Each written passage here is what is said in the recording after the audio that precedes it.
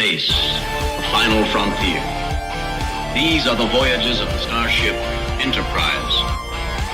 Its 5-year mission: to explore strange new worlds, to seek out new life and new civilization, to boldly go where no man has gone before. Greetings, salutations, and welcome to Retrek. I'm Captain Jim. With me, of course, Sir Admiral Elliot. Hi there. And Dr. Squee. Dragon.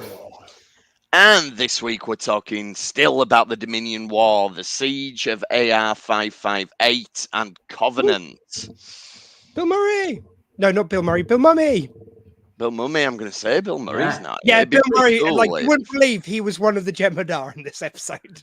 That would be pretty cool. Sort of thing I could see Bill Murray doing. Yeah. And then he'd throw someone in the bin. But anyway, if you know, you know. So, yes, we're talking about these two episodes this week. But before we do that, we have some Retrek news. We have some exciting Retrek news. 1 second. I can't get the banner up. Come on.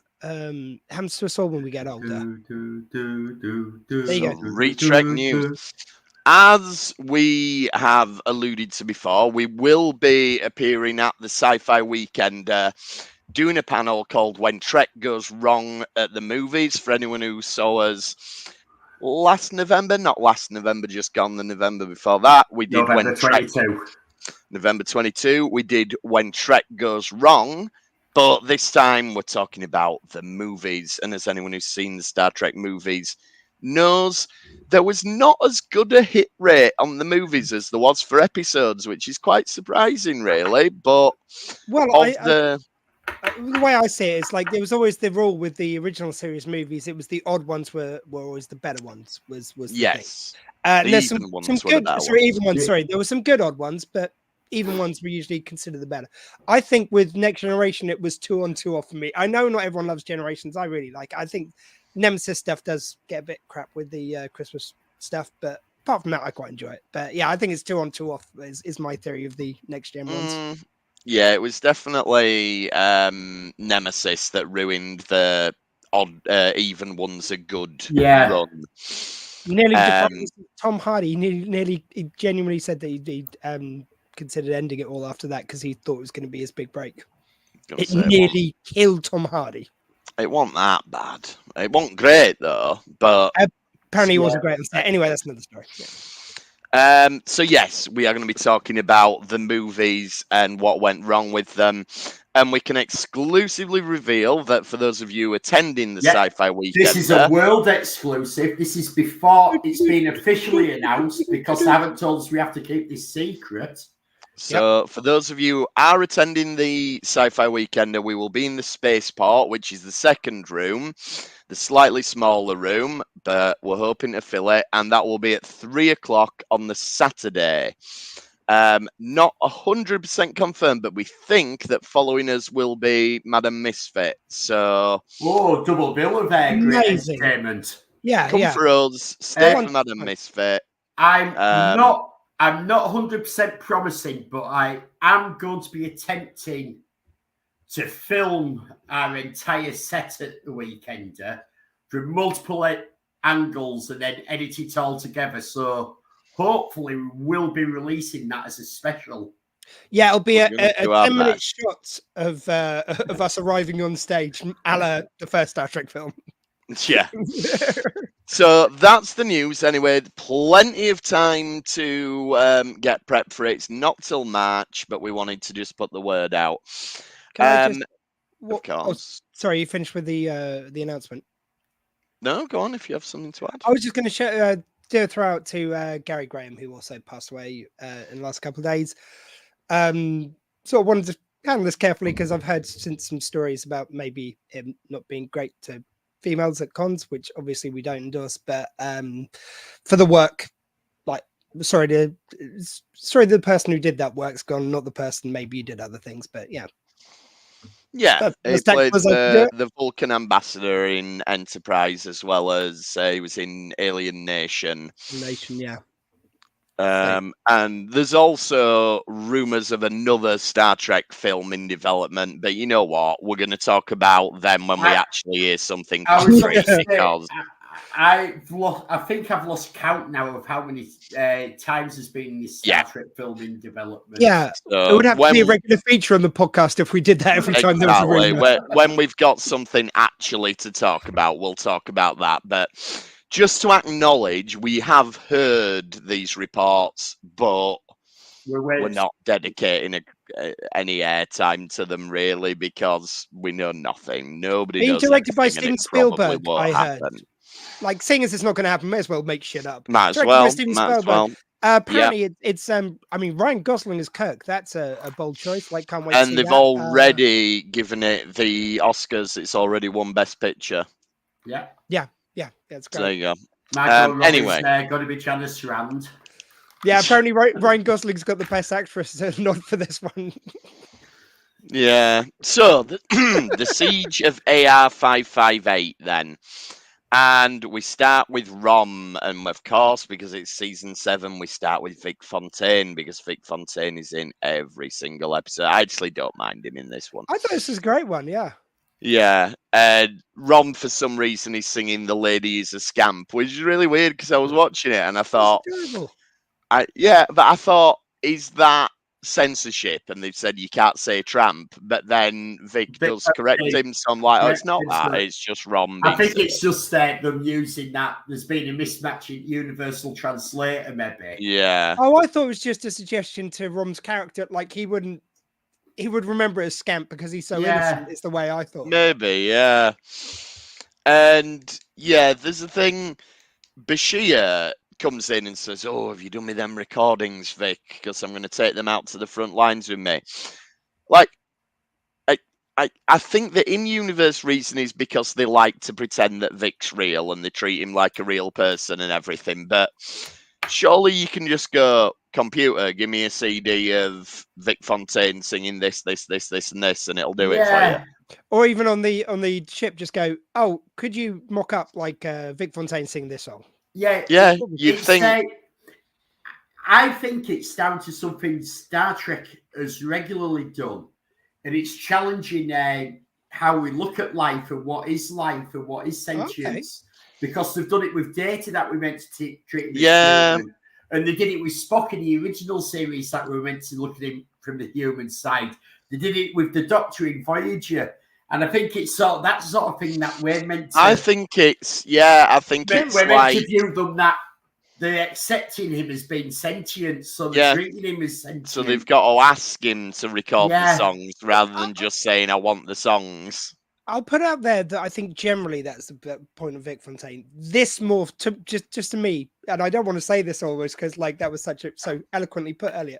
This makes more to me of them having a dozen pads in front of them as opposed to having all the information in one. I think it's a positive imagination of like what technology can do. Yeah, it's like Spotify doesn't exist in Star Trek universe. Like it's quite scary, like what we can do on this nowadays. Yeah.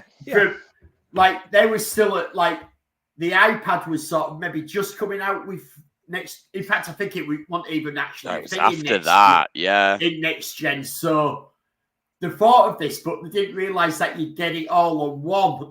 That you wouldn't need. You wouldn't need. That was it. 20. That was the crazy thing. Like. They just didn't think it's like, oh, can they everyone's handed in the report and they've handed in the whole iPad. Well, can't you just download it or send it through the web? And there also might be an in-plot reason, in all fairness, that they wanted to establish that they've got this recording of Vic Fontaine. They wanted to have a cutesy scene at the beginning. It tied in nicely. And it means later on when Bashir plays it, it isn't just out of nowhere that it's been established. So it's, I think it's a little artistic license, a little positive imagination, and probably there is somewhere within that they want to make Vic a real character for us. Yeah. Which is something they explored a lot more once they got with Voyager and the Doctor. Also, with this being season 7 of DS9, it'd be season 2 of Voyager, so it would play into how the EMH is being developed in Voyager. That is a real person. Oh, that would have been a crossover we never saw. It's like Vic Fontaine and the Doctor hanging out. No, not the crossover, but just that. No, I'm just saying that. There's comparative. I heard I was just adding to that. I would love to have seen that just in one one wacky adventure where they kind of swap places somehow, maybe. Then we get to Cisco, and he's looking at the casualty lists again. And I know that's kind of the point is, you know, the war's ongoing and we have these casualty lists, but we've had this scene, and this is kind of how I feel about a lot of this episode is we've done all this. Yeah. Apart from not getting injured, we've pretty much done most of the elements of this. I think what this is doing in this episode, though, is that and we've seen it where he's got complacent of the casualty list to become routine. And by the end of this episode, he's actually bothered by the casualty list again. But I feel like to Jim's point, we have seen that. Like it was a bit explored in the in Pale Moonlight, I believe. Yeah, with him. But it didn't take him where he was still he's in the Pale Moonlight. He was still looking at numbers, and that's what he's doing here. It's just numbers. But by the end of the episode, he's actually seeing it as people again. Yeah. I mean, for me, I thought one thing that this episode does do, it's like where Pale Moonlight, which I mentioned a second ago, does explore what is stuff like in wartime. Like, of course, this whole series does this, but it's like what you know, if it's met up with this challenge, will it rise to it, or will it have to sort of let go of some of its morals, which, like, obviously in Pale Moonlight, Cisco does just on a very personal level. Whereas with this one, I think they asked that question and humanity passes in this instant. Like, you know, no, it doesn't. Guys, well, well, let me hear me out, and then you can give the count. My kind of take on this was when they're there in this kind of like little enclosed space, the space where like loads of these people have been for years by this stage, they're still willing to go out and fight. Like Cisco and his crew decide to stay and put their lives in danger when they could have easily left them there to face this baddie. I think there's so many points where Nog's being talked to by Quark, saying it's like, look, this is humanity. This is how pathetic. Look, you know, watch them crumble. And he stands up against that, and he decides to side with kind of the Federation. And so I think to a large degree it does. But Elliot, your counter? I also said that I think this shows that there will sacrifice the morals in this episode, because we see it with the Houdinis, and Ezri actually says it. Oh yeah, that's a yeah. And this is Cisco again. Pale Moonlight. Yeah, I've got my morals, but what will I do to actually win? What am I willing to sacrifice in my morals? And he is willing to sacrifice anything to win. I mean, with that, I feel like it's certainly. And there's other episodes, like we see, we haven't talked about it yet, but with the Eddington episode where he destroys the planet, where he sends down biological weapons. Like Cisco is a war criminal. Let's be honest about this. Yeah. But I would say this is a third example of him being a war criminal. I would say in this one, it is more morally questionable, though, as opposed to out and out morally wrong. Like, you're using their weapons, you're putting them in a place where, look, if you don't kill them, they will kill you. Like, I think there's more grey area to this one than those other two examples you cite, out and out morally ambiguously wrong, and made that decision for the. But it's like Ezra says, though, she goes, yesterday we were saying how horrendous these are as a weapon, and today we're using them against them. Yeah, again, I don't have so much problem with that when it's life or death. Like when they put you in that situation. No, but it does make the point. I don't disagree with you that they're wrong to do it, but it's just the point that they have said this is a criminal weapon. It's morally wrong how it's being used, but as soon as they crack it, they're more than happy to use it themselves. Yeah, but they're not like taking them and deploying them elsewhere. They're using it in the specific, like, again, I'm not saying it's morally whiter than white. For me, that doesn't take away from the fact that I feel like humanity does pass this one, whereas in other episodes of DS9, it doesn't. Just to my own view. I've not thought of it in those terms, but yeah. I mean, that's the most interesting thing this does. But yeah, I do feel quite a lot of it's like, I've seen this before. Yeah. Yeah, other elements that we've seen before. So Quark is on this mission, and we get a little bit of a revisit of Quark and Cisco talking about Federation morals and Ferengi morals. And we did that before in the Jem'Hadar episode.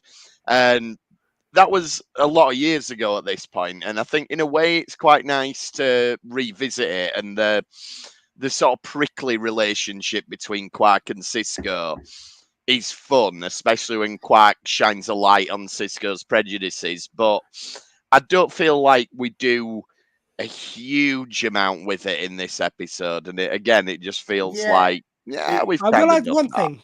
I think what is interesting to me, and again, it's just the sense I got from it, but I felt like this time more than previously, when Quark, it's been played up for laughs traditionally when Quark has questioned something of humanity, whereas this is played quite seriously. And this one, I feel like he's trying to convince Nog to convince himself. Like, I think he's changed so much over the 7 years of the show to become more open to humanity and realizing the kind of charms of humanity, if you will, that I think he wants Nog to believe it so he can believe it. I think he's convincing himself with what he's doing at the beginning. Later on, I think his concern for Nog is more than real, but I think that speech is almost a bit, the man protests too much, maybe. Maybe an element of that. I think mainly Quark can be pragmatic about it. I think he's like, I understand why the Federation are fighting this war and I hope they win. Not just for reasons of profit, but for various reasons. But also, I think he wants him and Nog to be as far away from it as possible. But I think he's also got a point, like, you can look at the Ferengi way of dealing with things. Yeah, because he says we'd have negotiated a peace. We'd have negotiated a peace. We'd have come up with something that would have been agreeable to everyone if you'd left it to us. Yeah, but would they? Like, against it, like we've already found out. They probably would actually. You probably. I don't. They would have sacrificed planets for it. Possibly. I think they would have done that deal. Like that's the thing. Which we go back to the old one that you like. Do the Ferengi get involved really early on before the war even starts, and they negotiate trade routes without the Federation going in and taking over planets? Yeah, I mean, they could have done, but I still think the Dominion would have wanted the Alpha Quadrant, and they may have allowed Ferenginar to... You think it would probably just delay to exist, things. But, would they have allowed... Would they have allowed gold? Go on. I was just saying, when I think about it, it had probably prolonged it, not to it being a war. There wouldn't have been a war, but the Dominion had then set aside another way that they'd taken over, and it had been infiltration and stuff that had placed shapeshifters into Federation to point the politics in different directions, etc. So eventually the Dominion would have conquered the Alpha Quadrant, but there wouldn't have been billions, if not trillions, of people killed in them doing it. Yeah, but what I would also argue with that is, like, it's a bit like, I mean, we've compared the Kardashians and maybe their leader to a certain president of the United States who might be running again. Can't think who, but maybe this. I don't think he can either. If you listen to him on stage, you don't know who he is. I think this would be the same sort of short-sightedness that he would do of, like, like his dealings with Russia was very much get into bed with them and everything will be fine. Look where that's led us. I think that would be the same thing with Ferengi. If they jump into bed with them, they get totally outbrained and they get out maneuvered. And before they knew it, their like little bit of silver that they've got will dry up very quickly, I think. That's also hard to say, because like you look at the early episodes when they're dealing with the Gamma Quadrant, and a lot of it, the Dominion are just sort of overseers. They just let them get on with things as long as they don't step out of line. Yeah, that stage they were. But I don't think the Ferengi negotiating on behalf of the Alpha Quadrant would have panned out. I think Quark's somewhat naive there. But he believes in the Great River. He does believe in the Great River. Show up like, and this is the interesting point with their dynamic between him and Nog. Nog's a bit of a dickhead, which I kind of like. I like the extra texture of that because Nog is such a switched-on, clever, emotionally intelligent person by this stage in his journey.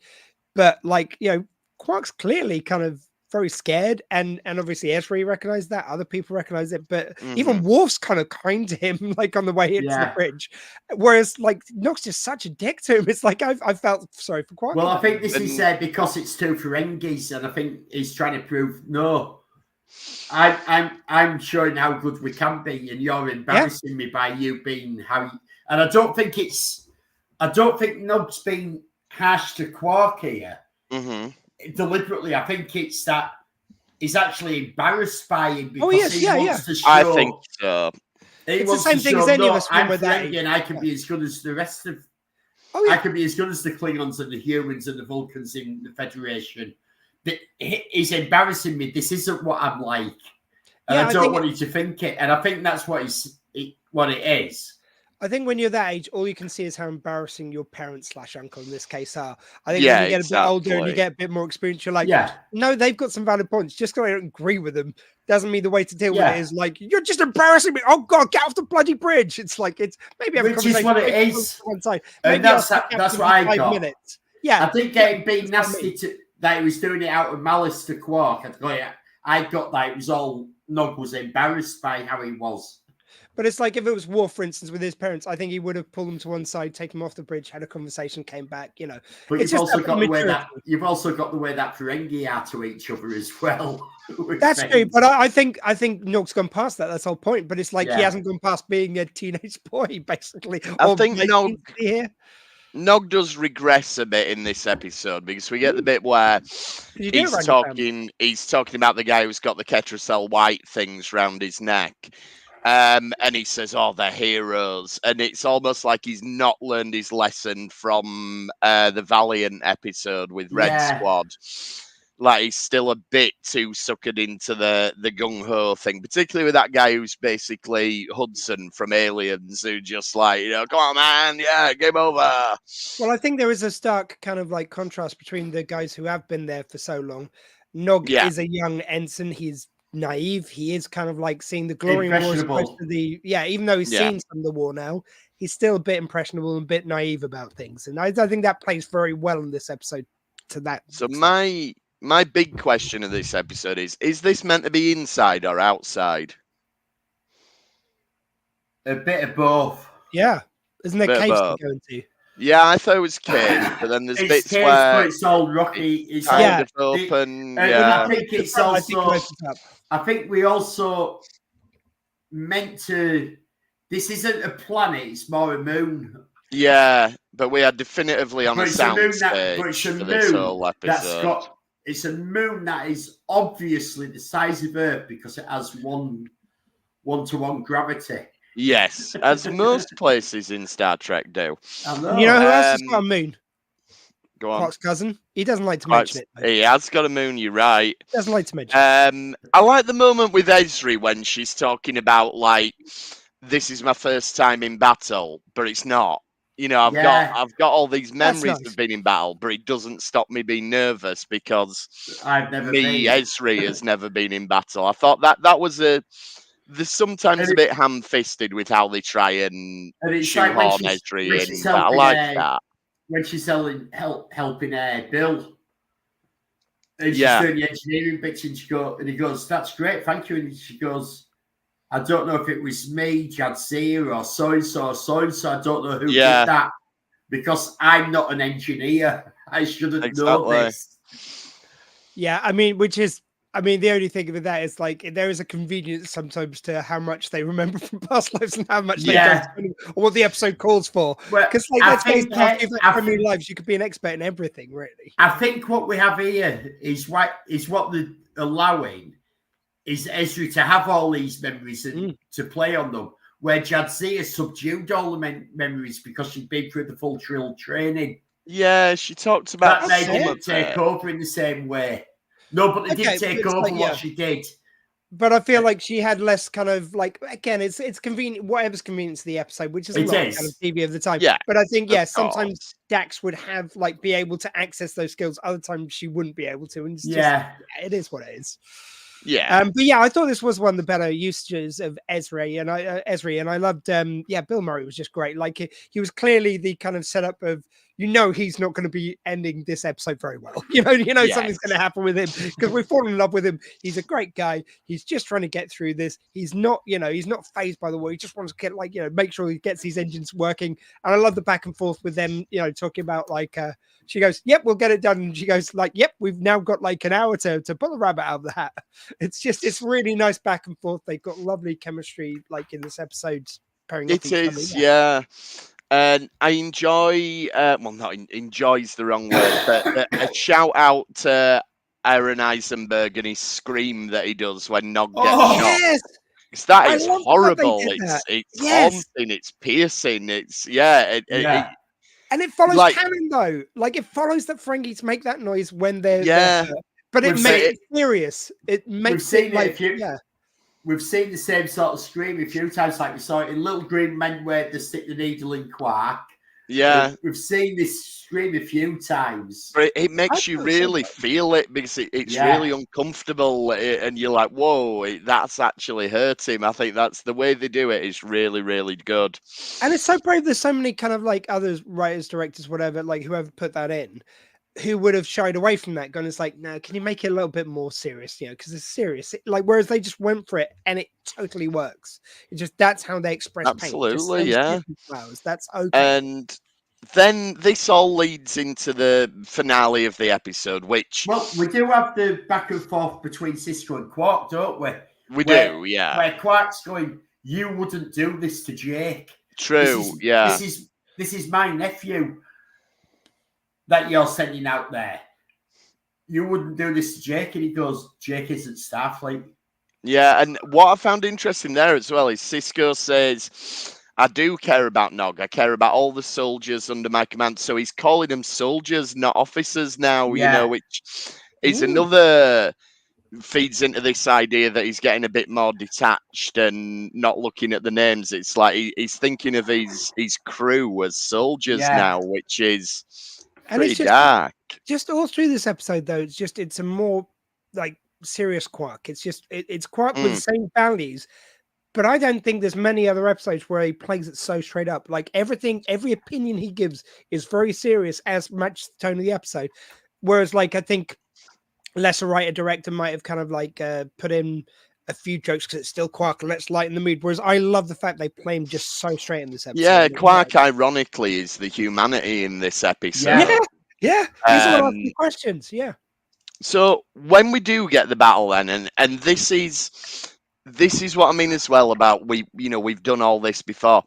This is very similar to the episode Rocks and Shoals where the Vorta tells him we're going to attack here and you've got to slaughter them all. Basically, it's not one for one exactly the same, but this. They even do like the slow-mo and the sad music, and it's meant to emphasize the brutality of war and blah, blah, blah. And it's like, we've done that and we've done it better in another episode. And it just feels like a bit of a retread, you know. There's nothing, I want to say, like, there's nothing. It's a really strange episode. I was about to say, this is a really strange episode. It's a good episode.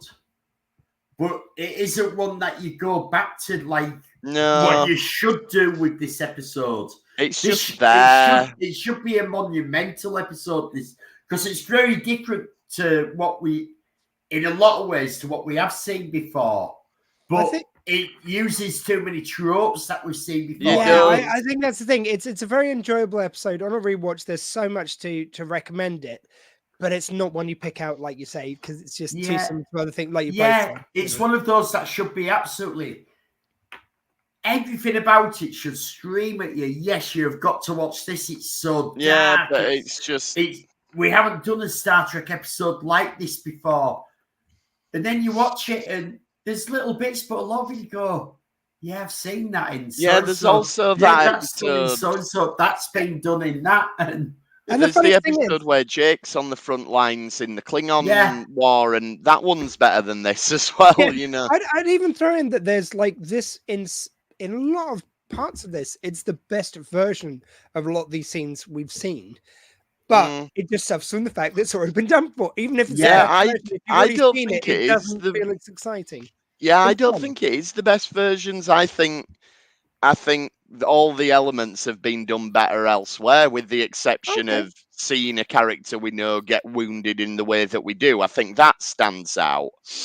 But I think think Quark stands out on this. I think the challenge. I think Quark stands out as being the human element of the episode. yeah, but again, Well, it what's does. that? Without you, and what's really clever is that you don't alter his character for him to be the human element of the episode. No, but I you still remove the think- joke, which is really, as I say, I enjoyed that in this episode. I mean, they don't do that in the Jem'Hadar episode, but I still think this side of Quark's better used in that episode. But anyway, and it has too many endings, this episode as well, because it finishes a bit where you've got Sisko in profile talking to Worf, and Worf says it was a great victory, and Sisko says it cost enough, and you think it's going to fade out there, but it doesn't. We get another scene where the new crew turns up, and somebody says they're children, and Sisko says not for long, and you think, oh, it's going to fade out on that somber note.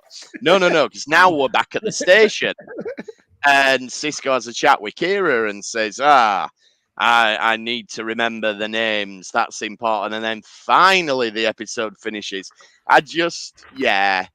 Do we know fine. how many were killed on the last battle report? Here's your trivia. It's something like 17,000 or something. I was really upset with this because they had a perfect opportunity to put a great little 1701. No, they were so close to went 1730. Oh. And I thought, and it's like, why didn't you do the Easter egg?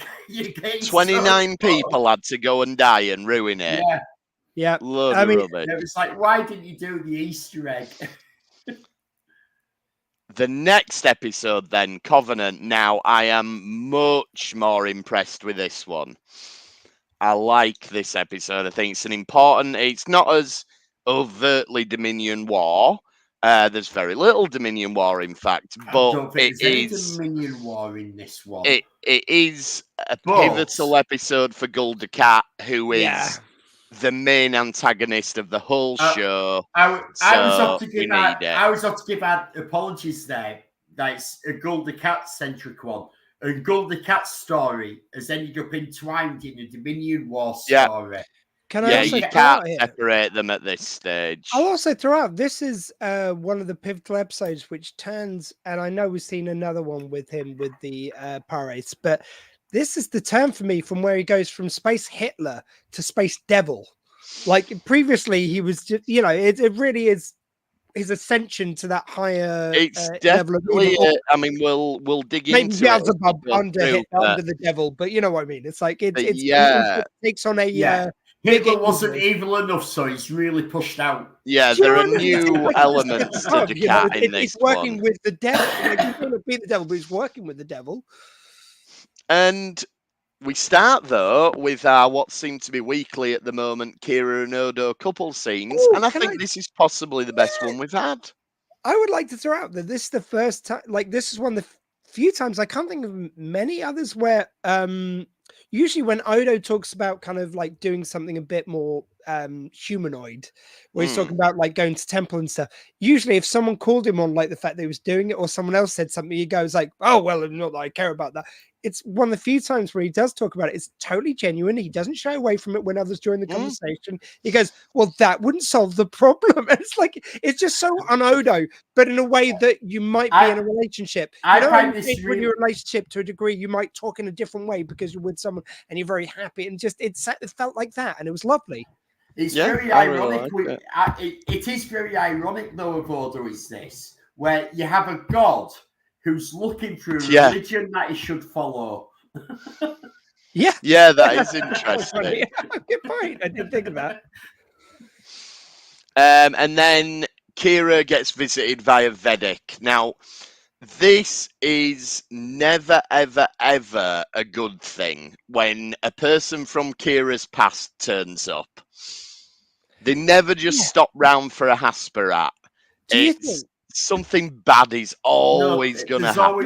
Do you reckon that, I mean, I reckon, like, just sort of like flashing forward a bit in the thing, but like, I reckon Dukat has purposely gone around everyone who ever gave her religious services when she was a kid, and finally found one who was going to cave and like was going to like. She's probably done a bit of homework to ones which are questioning their faith or have ever expressed any doubt, and found the perfect one just to fuck with it. Definitely. That's just made me think, actually, because, again, so much of this episode is centered around Ducat trying to impress Kira.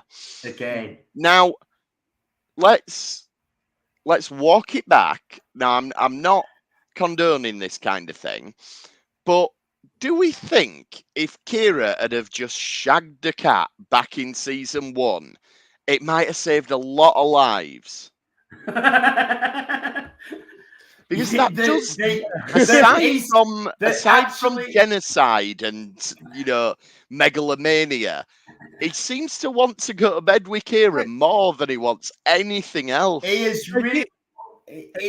You're reframing a very old intellectual question of like, would you kill baby Hitler? Would you shag Hitler to stop him doing all the evil That he did? pretty much. That's Kira probably had that power. Is what I'm saying. Debate. Yeah. Yeah, she could have probably solved a lot of things if she just put out. Yeah. I think she might have been. I mean, any morally ambiguous problems with this? Yeah, there's probably a lot of moral problems with it, but I know. When you actually look at what the cat has done over 6-7 seasons, trying to impress Kira, and the lengths he's gone to, he's subverted fucking Bajoran religion here. And got in bed with their devils. Because he still wants to shag her. And that's it. It's not just about that, but it always comes back to that at some point. It's this, we've talked about, it's this need that he's got, that, and he articulates it in this episode, because he says, you know, if I could have won you over to the Par-Wraith cult, then that would show everybody that it's the right thing. She's this one thing that he's never been able to overcome. He's never been able to get her to forgive him or get inside her affections or to best her in any way, and it just drives him absolutely crazy, you know. And you know what? I'll throw it out there. Like I know I'm obsessed and everything, but there was a Penn Jillette's talked a bit about him working as a Celebrity Apprentice over in America with Donald Trump, and he did the Champion of Champions or whatever they call it as well. So he did two tours of duty, as he says, and he's talking to Don Jr. and he asked him about there's some sort of comment about Don Jr. goes, oh yeah, like I think my dad kind of quite likes the fact that you're one of the few people who kind of like just doesn't get bothered by kind of how weird and eccentric he is. And he goes like, oh, what, doesn't he have any friends? Like, no, not really. Like, he doesn't have any friends. He goes like, he was talking about the fact that, do you know what? Maybe we could have stopped all of this by just taking Trump for a beer when he was at like a college or something. You know, it feels like the same sort of thing. It's like maybe if he just got laid, he would have just relaxed a bit more.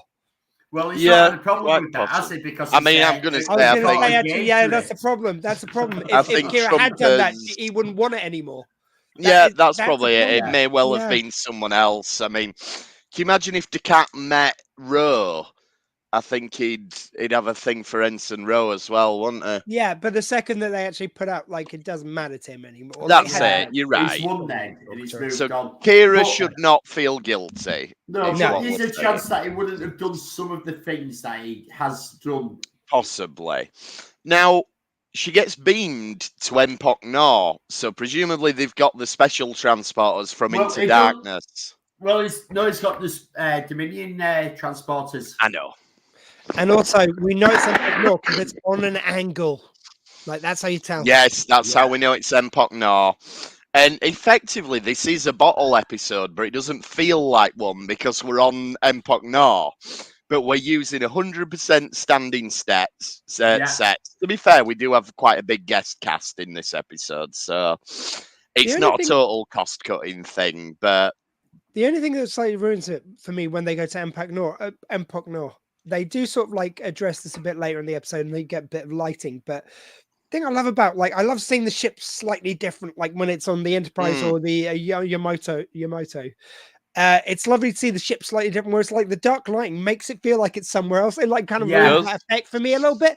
But later on, you do get a bit of lighting, and you get to see some of the areas which are familiar. I want to see a familiar area looking different. That's what gives me the thrill of these episodes. Well, you do. You see the familiar DS9 at an angle, and that's Yeah, how I you mean know when it's they're on the different. set. I mean on And in the ship. Ducat Or in the does go to the lengths of using the Bajoran temple from the promenade as the Parade temple.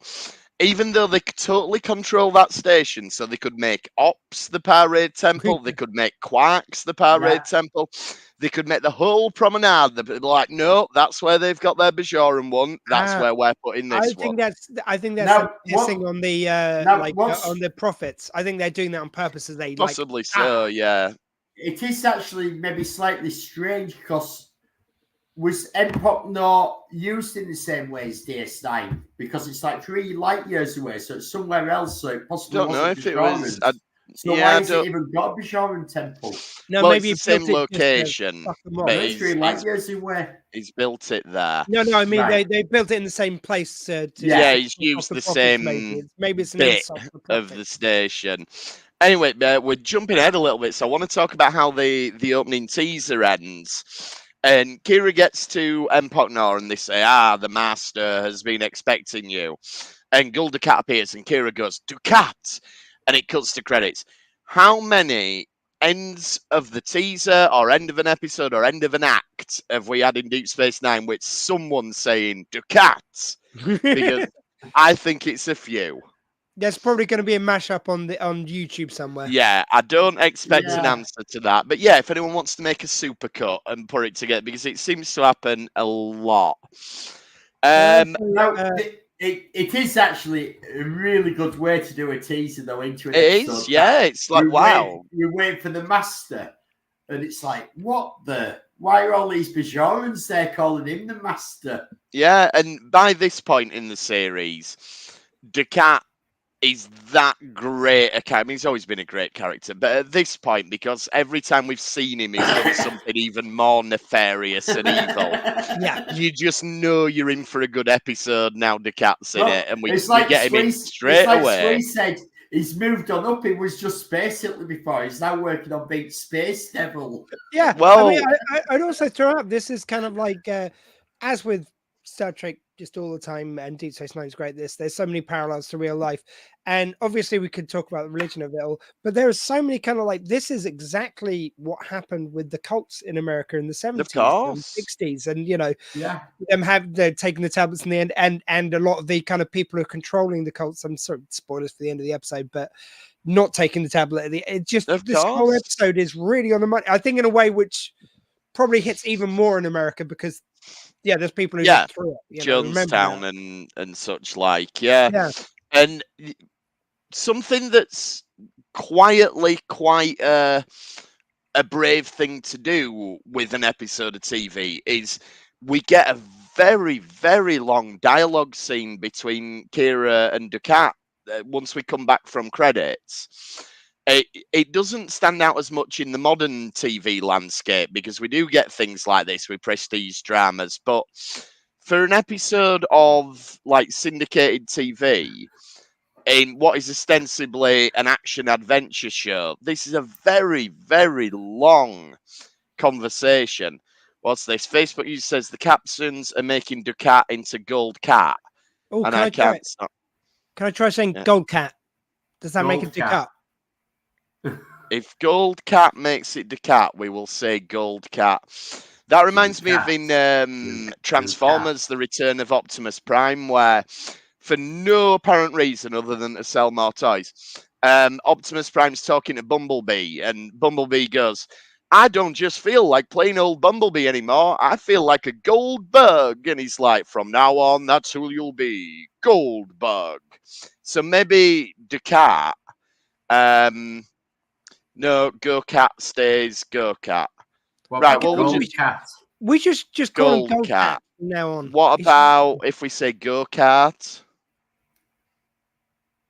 No, we just invented a whole new game now.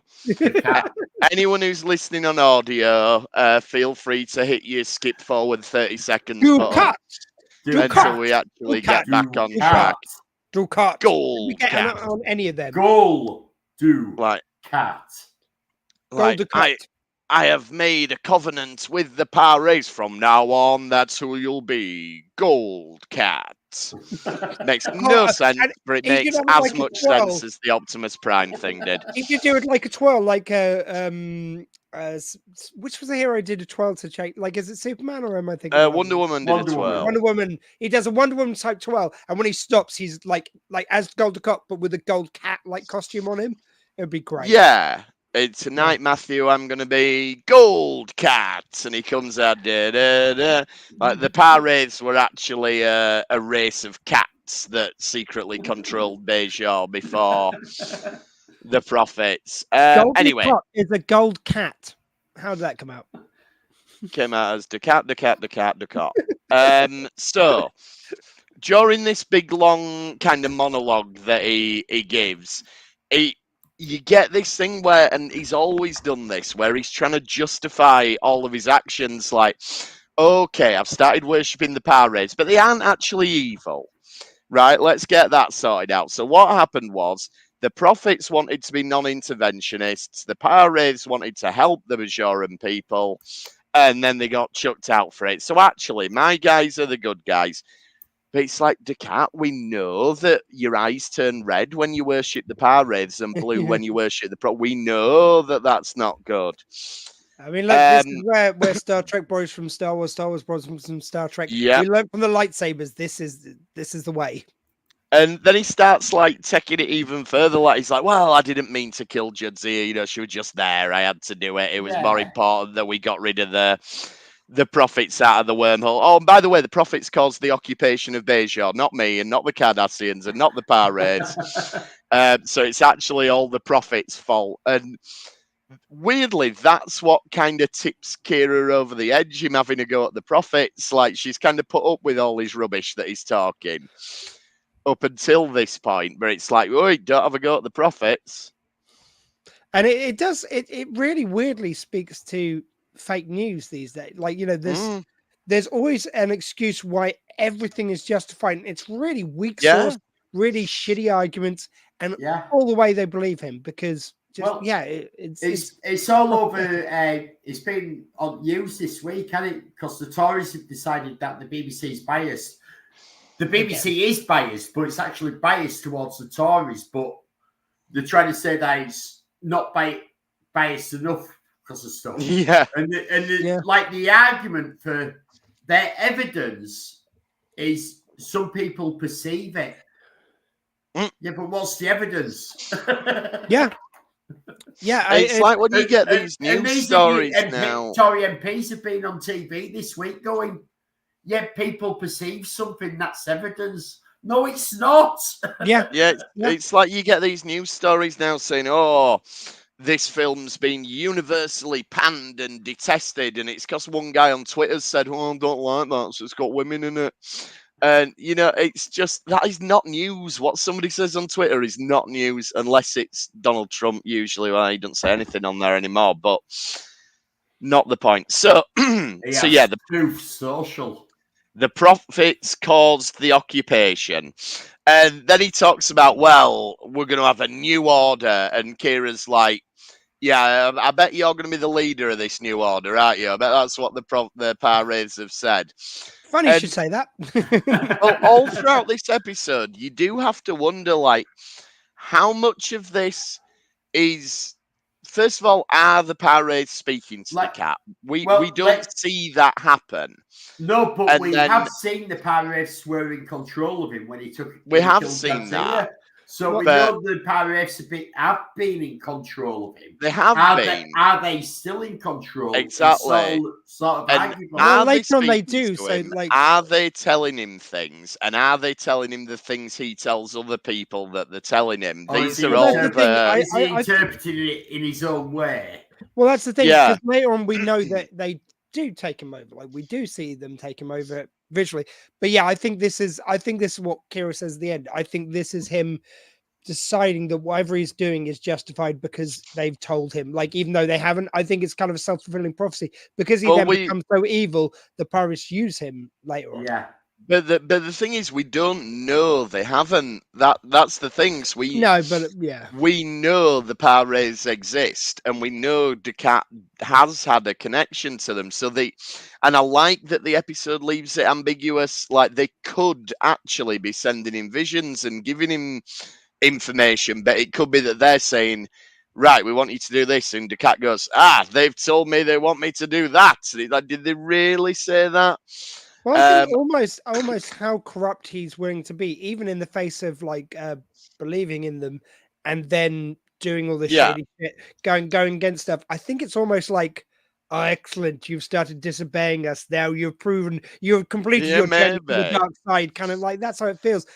Even if they are saying stuff to him, he's wildly twisting it for his own ends. I think that works to their. I think so. Yeah. And this is where we find out that you have to get permission from him to have babies. Well, you have to get permission from him to have sex, never mind have babies. And presumably you're only allowed to have sex if you want to have babies. And if he's already had sex with your missus, so he can justify it. Well, quite possibly. We do see these bits where like he's there leading him in prayer and everything. And when Kira tries to shoot him, they all like form this protective wall round him. So... Yeah. Whatever they form a gold cat shield. Yeah, gold cat shield, indeed. Yeah. So whatever thrall he's got over them, it is working. These people at this point in the episode are completely devoted to him, or they're devoted to the power wraiths, and by extension, him. Yeah, we get the verdict, don't we? Early on, says that no, he didn't turn because of the cat. He turned straight after the occupation ended. Yeah. So this cult has been going on. It isn't just gold cats sort of cult. No, it's not his cult. He's actually inserted himself into it.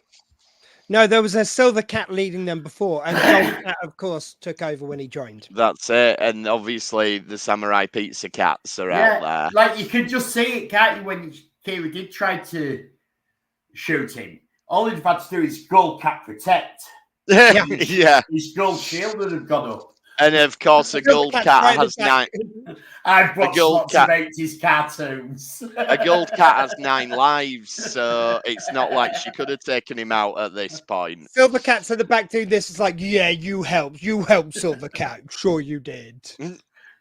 And this is where the baby's born then. Yeah. And it's half Cardassian. Now, this is quick thinking. I wonder if he'd considered this and had it up his sleeve ready just in case. Well, he must have done, because he's given permission for them to have sex because he's been shagging her. Yeah. Because he's used the cult leader thing and gone, oh, I've got to make sure that you're okay before he has you. Yeah, but no, it was a moment of weakness for him. Yeah, well, no, that's his excuse later.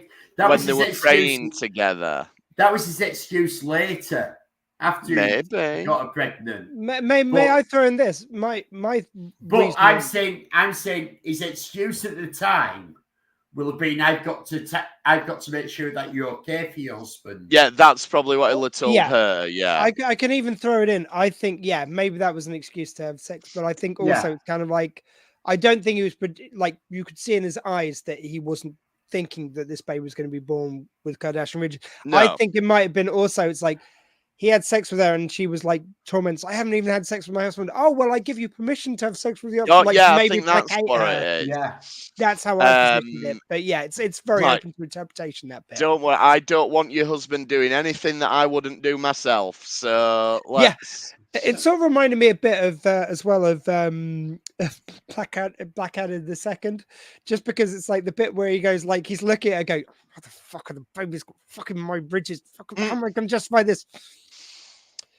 Great Boo was visiting, so Great Boo's up like that. It felt a little bit like that. He was making up as he goes along, but it was like, if it is thinking on his feet, it's done really well. Like it's the way his face goes from motherfucker, I'm going to kill you to like, oh my god, I think have changed it in the womb. I think he'll have been prepared for this just in case. I think he might have had his reaction because we're talking like, let's be honest. the cat is obviously a very intelligent bloke because of how he's been able to rise through the Kardashian ranks and all these other things. Oh yeah, he's not daft. He's a schemer. He will not have missed. Look, I shagged her at so time. There is a chance I am going to be prepared for this. May I throw out though? I think that's how it's written originally. I think though, because of his Mark Almedo's reaction in this scene, like he does look like, oh fuck, and then he looks like, like it looks as if his makeup is going on. I think my justification for it is because of those acting choices is that more that. So my justification is that I think he's chosen to. Like, because he's so wrapped up in and convinced himself all this religion is real and they're speaking to him whether they are or not. I think he's got so wrapped up in that his usual logical mind that you're talking about. I think he's kind of like he's missed. He has missed it. I was have to give another reason why he might have messed up here and not actually planned in the same way. Because Bajoran pregnancies are only 6 months, so he might have miscalculated. Good point. And we don't know what Kardashians are. They're probably 2 years. Yeah, exactly. Now, I mean, there would never be him saying the power rates have transformed it in the womb in order to show, blah, blah, blah, to show the joining of Kardashian and Voyager. I mean, there's absolutely no similarity here to the Virgin Mary saying, "Oh well, God did it," and the husband Joseph going, "Of course he did." Well done. And I love the fact that Kira's kind of going, look, if I just behave and ask some questions, which straight away, if this medic has known her since she was a child, exactly. Kira's not letting go of this. Yeah. Like, but I like the way she subtly pops and subtly kind of just like, oh, you're not going to do when the babies were little spoon. Put a little ridge on there. What if I started earlier? I would have. We're going to do a test. Did some prayers with him? Did you? Did your wife do any prayers with him? You know, Gul Dukat is. He is that fella off abducted in plain sight. That's what he's doing with this. Can I just quickly, just because we always want to kind of encourage the next generation to watch Star Trek. Hi, my son Henry says hi. I'm guessing that's Jodie. Is her son Henry? I guess. Yeah. Think so. Unless and he's hi, Georgian. Hi, Georgian. Hi, Henry. Henry, you will really enjoy Star Trek. You can watch. How old is he? 7 or 8. So yeah, you can watch Star Trek at that age. The original series, at very least. I was watching it then, so yeah. Go put Star Trek on for him. Anyway, start with Prodigy. Get Netflix on. Start with Prodigy. There you go. And good to be here. Yes. Hi, Georgina. Hi, Georgina. Oh, Georgina's here with a koala bear. Nearly 8. There we go. Prodigy, Netflix. Get on it. Right. So then, Dukat sort of throws her out of an airlock because at first he's like, "Oh, I was very weak, and you're not going to tell anyone, are you?" Well, I might have to tell him. Right, in you go. In you go. Yeah, oh no, I was weak. It's not just in you go, it's in you go and out the other side. Exactly. So that's her done. I did like this in the airlock that she didn't just shoot out in a rush of air. Yes, that is really not what happens. The air just vanishes. It wouldn't shoot you out in a rush of air. Yeah. That's something that a lot of sci-fi does. That is totally false. So well done, Star Trek, again, for following science fact and not science fiction. And also not having the budget to shoot someone out into the air either. That was more realistic what happened. Although it was. What Ellie was saying there, it does sound like a t-shirt you'd have in the future. I like it in the airlock. Worn by lads. Now, once he's done that, then Kira does get to her in time, and this kind of messes it up. And to me, this leads into perhaps the most pivotal scene in the episode, because Dukat, on his own, goes and prays to the power wraiths. So he's not being performative here. No one's watching him. This is for no one's benefit. Yeah. But he privately prays to the power wraiths. So he does actually believe in them, and he is actually of the cult of the power wraiths. And whether they are directly telling him things or not, or whether he's twisting it for his own means, which he almost certainly is. He's he definitely does corrupted believe for his own needs, but he's a believer. Yeah, exactly. You're right. They have possessed him, and we've seen that. Yeah, we have seen that. But we don't know if he was earlier on, before that scene, we don't know if earlier on when he was going, oh yeah, I use them for my own ends, but I believe now, we don't know if that was bullshit, or if he's still planning to use them for his own ends. But this shows he definitely believes, and he's whether genuinely praying. Oh, everything will be for his own ends. Yeah. But if he has to pray and worship the power wraiths as gods and believe in them as gods, because it will make him the ruler of the Alpha Quadrant, you bet your bottom dollar that he's going to pray and worship. Well, that's the difference. That's the difference for me. He genuinely asked them for help in this as well. So he's like, they're going to find out. They're going to turn on. Face. Final front. Don't know why we got a snippet of our intro there, but we did. I think I gesticulated too hard and pressed the button. So, yeah. He's asking for help to fix it. He knows that if this comes out, he's going to have to kill them all. Definitely. But he genuinely wants an intervention from the gods to stop that happening. So in his own twisted way, he kind of does care about these people. Well, that's the thing. I mean, a lot of politicians, they kind of use religion to their own ends. They claim to believe, and I think they, in their heads, do believe this stuff. And many people on the religious side, not just in politics, but it's like, I think this speaks to that. It's like he genuinely believes that whatever he does in the name of the gods, even if it's going directly against them, is okay because he's doing it and he believes in them, so that's all right. Whereas I think the Pirates look at that as other people who use religion do and go, yeah, brilliant, we've got them. Like, great, we can use that totally to our own ends. He thinks he's playing us, but we're playing it. And just in his head, I think he's so deluded. He thinks, well, if I'm doing something for me and I'm with the Pirates, and then this is for the Pirates. It doesn't matter. And that's always been the Cap's problem. He thought he could do this to the Dominion. That didn't work out too well. And now he thinks he can do it to literal devils. Might not work out, Decat, but anyway, with a few more episodes before we find out. And then, so he turns back up. I've had a vision, lads. Guess what we've got to do? I've got these tablets for you. We're going to go to a rave. And mad for it. This is interesting, though, because when he's talking to Kira and saying we're all going to die, including me, she says, I believe you. So at this point, she actually believes he's that fanatical that he's willing to die. Yeah. And for Kira to believe that of him, it shows how far gone and how convincing he is that of all the people in the world, Kira has fallen for it, which is a big thing for Decat's acting, really.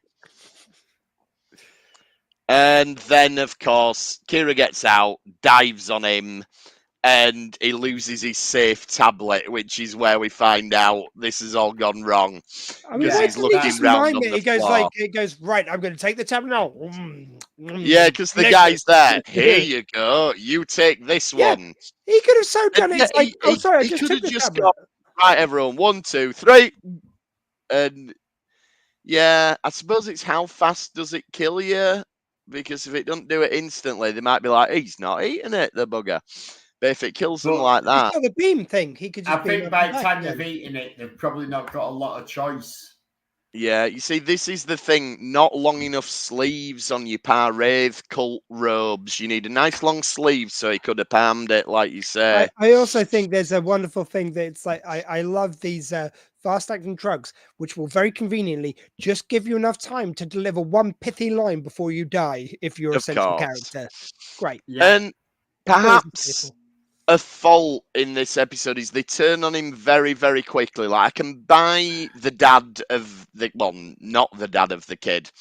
I think it's because they're all going to take the tablet and they're all willing to die.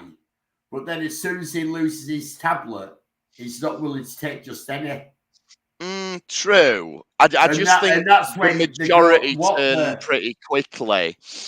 I mean, it needs to be for expediency in the episode and everything. I'd maybe like to have seen a bit more. I think for me, I think it's kind of a thing of like they had all these doubts which they're suppressing. Like no matter how much their logical mind is telling them, when they've got out and out proof, like I think it can turn south that quick. I could actually imagine just like it's like, oh, for fuck's sake, what the fuck have we been doing? You know, it's not that tablet doing all the work. It's every doubt they've had before that that's doing the work. And this just breaks the dam. It's like the straw that broke the camel's back. Yeah. And I like that he just gets really petulant at this point. He's like, right, well, if you're not going to kill yourselves, you're never going to know the love of the Pirates. Now, I'm off. And he just beams away. And that's it. It's stamps his foot and off he goes. But the Vedic still takes the tablet, and that's the tragedy of it. Is like you said earlier on, he didn't get on board this for Descartes. He was on board the Par-Wraith train long before, and I imagine quite a few of them still will be. Like, you know, they'll say, well, clearly I think they'll all be on the Par-Wraith train still, but they'll just judge him as a false prophet. Exactly. And do you reckon when, spoilers for the finale, do you reckon when they find out that he became the emissary of the Pirates, do you reckon a few of them will be going around going, yeah, I were there on the ground floor. When he were on Empire Nor back in his early days, Me and him, we were there. We were the original, the original Covenant. Yeah. Oh, jeez. Yeah. Aye. And it finishes with Kira saying Descartes believes, so he's more dangerous than ever, which kind of goes back to that episode where Cisco was like, from now on, it's just him and me. And I love that we're building... It's like Kira says that if his plan had come through and she'd seen all that, because he said that he'd sent a message for them to come collect her, which gives... 3 light years away, I don't think it takes a long time if you want at maximum warp. Shouldn't do, when you're rescuing somebody. But we all know that warp speeds and distances are subjective in Star Trek and always have been. But she says, like, if she hadn't intervened here and stayed where she was, if she hadn't got out, one of the effects of the tablets was reduce them all to dust. She'd also assume he was dead. Yes, exactly. She now knows that he's still alive. Can I also throw out, there's one other bit which it's at the beginning and the end of the episode. At the beginning, like he goes, you've changed your hair. Oh, you pierced your ear. And he tears off the earring at the end. Anyone else thinking that was a clip-on? I think he's such a bullshit artist. He was just, you reckon he didn't even bother piercing his ear? I don't think he bothered piercing his ear. I think it was a clip-on. I think he went down Claire's accessories and got could I get a Par-Wraith earring? Oh, I'm going to watch the future episodes and I'm going to look. If there's no hole in his ear, I know my theory is proven. Yeah, I think you might be right. Yeah, it's got like it rubs off his Par-Wraith tattoos. Later on when he takes off the tie as well, and it just unclips. To be fair, I think in later episodes he may get his ears pierced properly. Good point. Yeah, but so he can cover up the lies from earlier. I know. We will get to that. Yeah, that's the point. The next time you see him, you won't be able to tell anyway because he'll have had major plastic surgery by then. And the clip-on is actually attached to the false ear. That's it. He's faking it all along. That's what I'm saying. So what I love about this idea that this finishes with Kira saying how dangerous he is, we are setting up this thing where so many of the main characters have got their personal vendetta against Descartes. We've got Worf because he killed Jadzia. We've got Cisco. We've got Kira. And I remember at the time reading interviews with the actors saying like they all argued over who got to kill him in the last episode. So, and I think the Now Visitor has a very fair claim to that because it is her that he's tormented the most over the years. I think she had a fairer claim than anybody. Yeah, but no, I think this is a really it doesn't work good. that way, but we will reveal that in a couple of months, 2, maybe 3 months. We will reveal. We will indeed. Who does get to take out the cat? Or Gold Cat. Yeah, remember the rebranding. Gold Cat never dies. Yeah. Only after he's lost 9 lives. What we don't see is when he beams up back aboard his ship, like when he land, like, you know, he comes out of the transporter, he is in his Gold Cat outfit. Whiskers and all. They will not have the last of this tale. And he looks like Panther Man from Buck Rogers. Except they brought a guy in, didn't they? They brought in Tiger Man, and he was more gold. Anyway, I mean, I just love the fact that he lands, he's in his gold outfit, he's just punning up a good, he's going, they whisked me back aboard here, they will hear more of this tale, and like, kitten, I don't know, I've run out of puns, I don't know. That transporter got me out in the nick of time. There you go. Gold Cat. Anyway, it was right. The perfect plan. Yeah, the perfect and it's just favorite goes, Gold Cat, and credits as he's got his claws we out. may need Gold Cat t-shirts. That could be all our merch ends up being about Gold Cat somehow. But anyway, well, it's because we've been doing this dark for a while now. So next week we're going to be back with It's Only a Paper Moon, which I think is the episode that makes the Siege of AR-558 worthwhile. I'm so glad we're covering that one. I wasn't sure if you. I was going to say. Absolutely, we've got to cover that one. I was off to say we have to cover that one. It's not Dominion War, but we have to cover it. Well, yeah, flashbacks to AR, whatever, like, so, you know. Yeah. Do we have a choice now? We can cover Chimera, which has the other changeling that isn't really a Dominion War episode. Or we can skip that and go to Inter Arma Enim Silent Leges, which is a Dominion War episode. I think we'll cover Chimera because it shows another founder. And it does show another founder. And it shows a bit of how they've actually... I think and also, we've been this thorough up to this point. We may as well. Well, we and may also as well it's continue. It's also then 2 episodes back to back, which are adjacent. So, like, we've got an adjacent episode all the way through for us. Yeah. Well, we are from this point onwards. Once we get past Chimera, we are covering every remaining episode of Deep Space Nine. Nuts deep in Deep Space Nine Dominion War. Yeah. So, we'll leave it there for this week. If you want to get in touch with us, we are at RetrekPod on X. We are retrekpod@gmail.com. People can listen as well as see. Yeah, I know, but, you know, it's just... And we are on all the socials, including Retrek Model Studios on YouTube. Yeah, I had a video come out last night. The 3rd installment of the Nostalgia build. And I have a very important video I'm hoping to get out this weekend. I was away last weekend. I had to go stalk somebody in London for part of the video. So I'm hoping to get that out this weekend. And we may have the final of the Nostalgia build as well. Oh, looking forward to it. Dr. Squee, what have we got going on?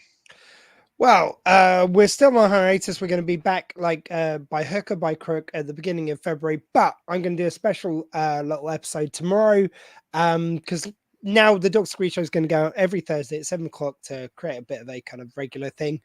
Tomorrow, I'm just going to talk about our trip to see Stranger Things, Echo on Disney Plus because I just watched it, and a few other bits. Just a little catch-up episode, just a little touch base with the viewers, and yeah, I am getting so many no's from people for interviews, but I'm gonna fucking have something pulled out of the bag by what is the first next? Yeah, it's literally the first next Thursday. So yeah, it is. We can sort something out. Awesome. And thanks for trekking with us this time. We will see you next time on the retrek. Thank you. Goodbye. And if I might, drag off LLAP and go cat out!